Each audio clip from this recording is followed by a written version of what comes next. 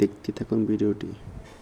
Finally অনেক বছর পর আমরা সবাই মিলে যাচ্ছি আজকে সুন্দরবন। আর সকাল সকাল ঘুম থেকে উঠেই কিন্তু আমাদের ব্যাগ প্যাকিং থেকে শুরু করে সবকিছু একদমই প্রস্তুতি নেওয়া কমপ্লিট হয়ে যায়। তবে এইবার ট্যুরে যাওয়ার সময় কিন্তু খুব বেশি একটা জামা কাপড় নেই। নর্মালি কোথাও ঘুরতে গেলে কিন্তু আমি অনেক কিছুই নিয়ে ফেলি, তাই এবার ভাবলাম যে একটু সিম্পল জিনিস নিব। এখানে ছিল আমার টুকটাক দুই একটা স্কিন কেয়ারের প্রোডাক্ট, আর সেই সাথে কিছু হালকা পাতলা মেকওভারের অ্যাক্সেসরিজ। তবে এখন যেহেতু বাজে সকাল 6টা, তো এই সকালে তো আর এত বেশি স্কিন কেয়ার করা যায় না, তাই আজকে সকাল সকাল শুধুমাত্র এই সাবান দিয়ে মুখ ধুয়ে ফেলি। বাই দ্য ওয়ে, এই সাবানটা কিন্তু স্কিনের জন্য খুবই ভালো, বিশেষ করে স্কিনটাকে ন্যাচারালি ব্রাইট করতে অনেক বেশি হেল্প করে থাকে। আর রেগুলার ইউজ করলে কিন্তু স্কিনে কোনো প্রকার পিম্পলও হয় না, সেই সাথে হালকা দাগ থাকলে সেটাও কিন্তু আস্তে আস্তে রিমুভ হয়ে যায়। আর আমি এই প্রিমিয়াম স্যাফরন সোপটি সবসময় এই সাবানটা অনেক বেশি ভালো লাগে। তো এই তো আজকের মতো কিন্তু আমার গুছগাছ করা অলরেডি ডান হয়ে গিয়েছে। তবে আজকে ব্যাগ প্যাকিং করার পর একটা জিনিস মনে পড়ে, আর সেটা হচ্ছে এখন পর্যন্ত তো আমি কোনো প্রকার জুয়েলারি আইটেমই নেইনি। বিথি আপু কিন্তু আমাকে আগে থেকে বলে রেখেছিল আজকে যেন আমি অর্নামেন্টস অনেক বেশি করে নিয়ে ফেলি, কারণ এবার ট্যুরে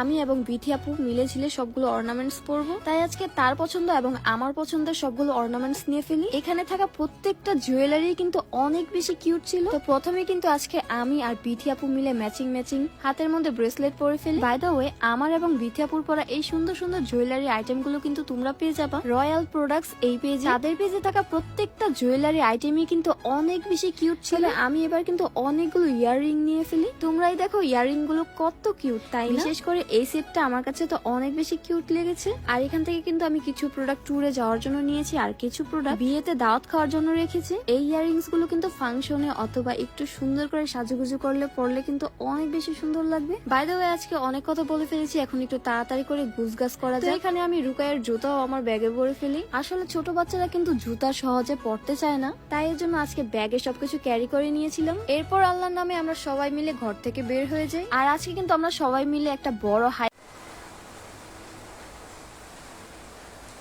কার নিয়েছিলাম, যাতে করে আমাদের 14 গোষ্ঠী সবাই যেন এই গাড়িতে আরামসে উঠতে পারে। তো যেমন কথা তেমন কাজ, আজকে কিন্তু এই গাড়িতে পুরো অনেকগুলো মানুষ চলে যায়। এরপর আমরা ফাইনালি পৌঁছে যাই খুলনার মংলাতে। আর এটা হচ্ছে মংলার ফেরিঘাট, আর এটা হচ্ছে আমাদের আজকের বোট। এই বোটটা কিন্তু ছোট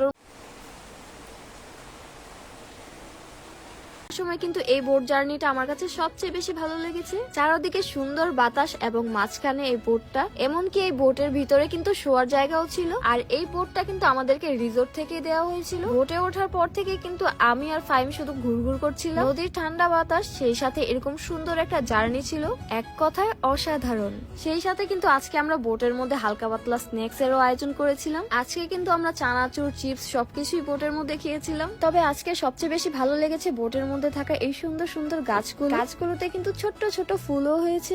বাস্তবে দেখতে কিন্তু মাশাআল্লাহ বেশ ভালো লাগতেছিল। তো বলতে না বলতে আজকের মতো কিন্তু আমাদের নদী ভ্রমণ একদমই কমপ্লিট হয়ে গিয়েছে। আজ এ পর্যন্ত সবাই ভালো